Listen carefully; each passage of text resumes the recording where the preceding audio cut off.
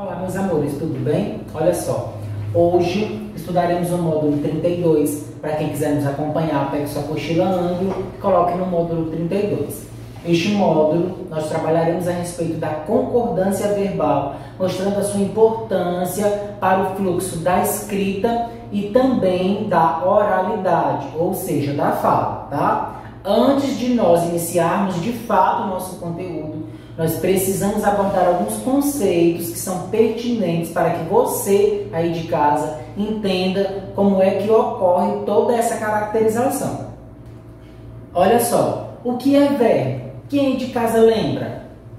O verbo é uma palavra que pode variar em número, pessoa, modo, tempo e voz, tá? Vocês vão perceber tudo isso conforme as conjugações que nós fizermos, indicando ações, processos, estados, mudanças de estado, manifestação de fenômenos da natureza.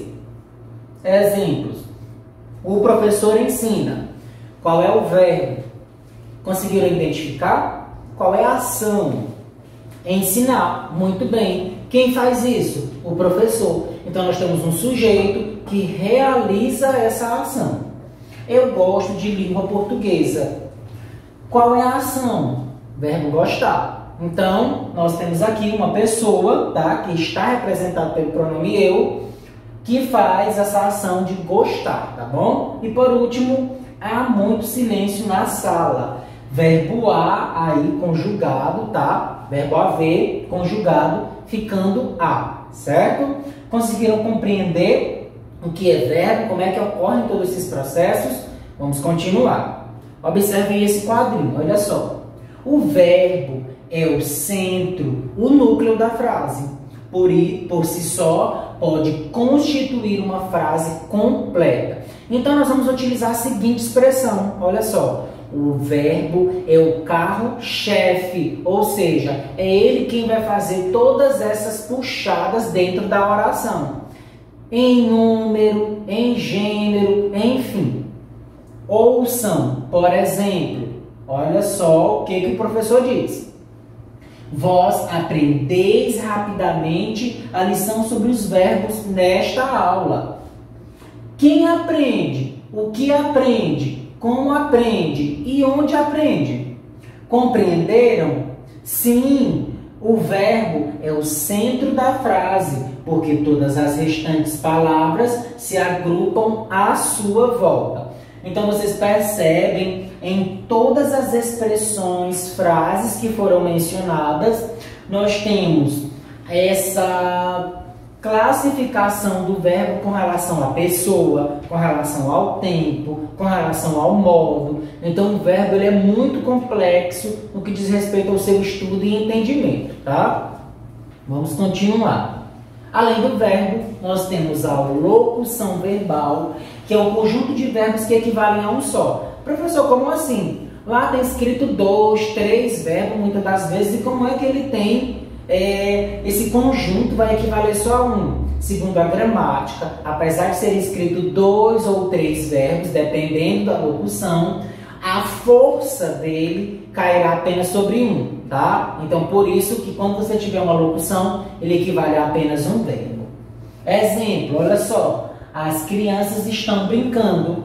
Ou eu posso fazer a substituição de estão brincando por brincam. O verbo que tem mais força é o verbo brincar, tá bom? E aí você percebe que aqui nós temos uma locução verbal que pode normalmente ser substituída por um verbo. Nas locuções verbais, conjuga-se apenas o verbo auxiliar, pois o verbo principal vem sempre numa das formas nominais, ou infinitivo, ou gerúndio, ou particípio. Os verbos auxiliares de usos mais frequentes são o ter, o haver, o ser, o estar, o ir, o poder e o dever, tá? Professor, quem é esse verbo auxiliar? É esse aqui. Quem é o principal? Brincando. Como é que eu vou perceber? Quando você faz a transformação, quem vai predominar na forma normal de verbo, sem ser a locução, é o brincam. Então, o brinco ele é o principal, ele é o mais importante, tá bom? Continuando, olha só. Quando a locução verbal é formada pelos verbos ter e haver, mais o particípio do verbo principal, temos um tempo composto. Exemplo, o trem já tinha saído ou havia saído da estação. Professor, por que está com esses dois? Porque são os verbos ter e haver. Então, eu coloquei os exemplos com os respectivos verbos, tá? Esses dois verbos poderiam ser substituídos logicamente pelo verbo saiu simplesmente. Professor, por que usa assim? Porque é um tempo composto, ou seja, a utilização de dois verbos, tá? E esses dois verbos vão girar em torno do ter e haver, tá? Continuando, locução verbal ainda, quanto à sua função, nós podemos ter verbos auxiliares, como eu já mencionei, e nós podemos ter verbos principais, tá? Lembra que os verbos auxiliares, eles dão uma ajuda ali no o verbo principal. Porém, quem de fato vai se sobressair durante toda a oração é o verbo principal, tá bom? Conforme vocês podem verificar e analisar nos exemplos que eu trouxe aqui. Eu estava estudando. Opa, dois verbos, mas um é auxiliar e o outro é o principal. Eu tinha falado com ela. Opa, um é auxiliar e o outro é o principal. Professor, então quer dizer que quando tiver auxiliar vem dois verbos e um é mais importante do que o outro? Sim. Nos principais vem apenas um verbo que já vai ter a completude oracional, tá bom? Então é importante que vocês lembrem de todas essas funcionalidades no que diz respeito à locução verbal.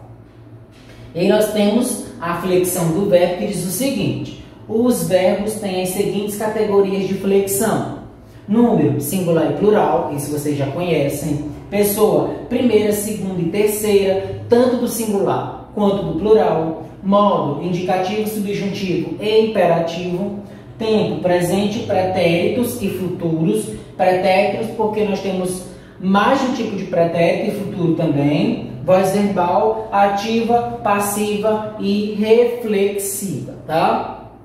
Continuando, nós temos aqui com relação ao número: vendo, singular; venderam, plural. Então eu consegui estabelecer pela desinência verbal. Pessoa, primeira pessoa é aquela que fala, segunda pessoa é aquela com quem se fala e a terceira pessoa é aquela de quem se fala, tá? Olha só, eu falo, nós falamos; tu falas, vós falais; e por último, eles falam, ele fala, eles falam, tá? Mostrando aí singular e plural, mostrando também as pessoas que vão fazer toda essa associação.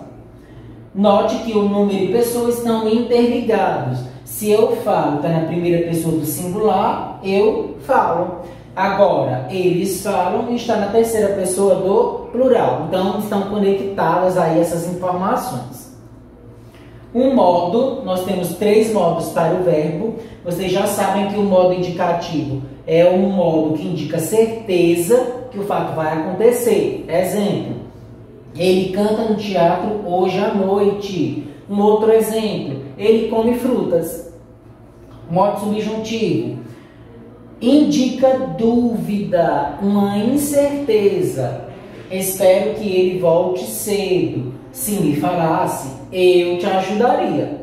E por último, modo imperativo, que indica ordem, proibição, súplica, pedido, conselho. Pode ser dividido em afirmativo, negativo. Exemplo: fique aqui, uma ordem.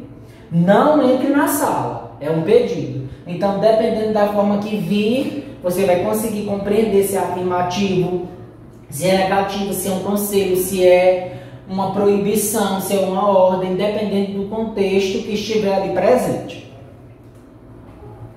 Com relação ao tempo, tomando como ponto de referência o momento da declaração, os fatos expressos pelo verbo podem referir-se ao momento presente, ou seja, o momento em que se fala, ao momento passado, o pretérito, ou seja, anterior ao momento em que se fala, ou ainda ao momento futuro, ou seja, posterior ao momento em que se fala. Percebendo aqui que nós envolvemos os tempos aqui mais gerais, tá? Existem os tempos mais específicos que nós estudaremos em outra aula, certo? Então, pessoal, por hoje é só. Espero que vocês tenham gostado. Acompanhe as redes sociais da Agenda Edu e até a próxima.